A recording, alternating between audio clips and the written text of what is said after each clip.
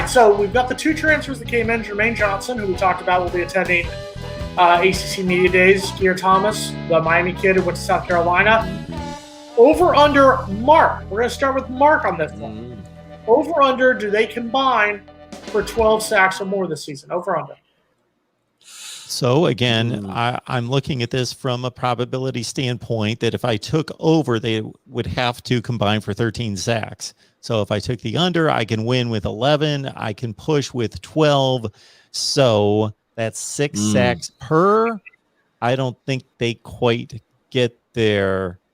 I'm going to say under, but I'm going to say that's a good. You came up with a good number there, Jason. All right, so slight under. What do you got, Logan? I think it's a pretty good one. I'm going under. I don't think they get to 12. I think it's really going to rely a lot on Jermaine Johnson. I think he's definitely going to want to explode. He looks good. Definitely going to be I think it's going to be better than last year and what they had and the product there. But Jermaine Johnson's probably going to have to get at least a minimum of 8 sacks on the season. His high in his season is 5 while he was out his time in Georgia last year. So I do think he is going to get kind of in that 8 to 10 range. I don't know. It could be interesting, but I still, just to be safe, if I was putting any chips out right now, I'd probably go on the under.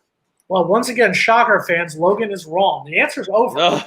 I think they both go over, and I think I agree with both of you, though. I think it's a toss-up one here on this one because you're bringing guys in, you don't know what they can do. I like Keir Thomas. I like him coming in.